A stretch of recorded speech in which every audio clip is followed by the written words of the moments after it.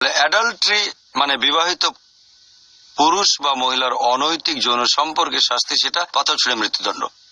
আরো একটা হাদিস আছে সহিহ বুখারীতে, খণ্ড নম্বর 8, বুক অফ হুদুদ, হাদিস নাম্বার 6819।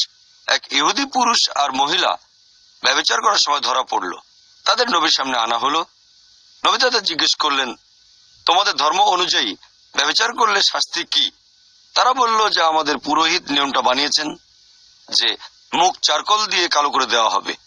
নবী বললেন, ধর্মগ্রন্থ আনো আর আমাকে দেখাও। ইহুদি পুরুষ ধর্মগ্রন্থ এনে কিছু অংশ ঢেকে নিয়ে তারপর পড়া শুরু করলো।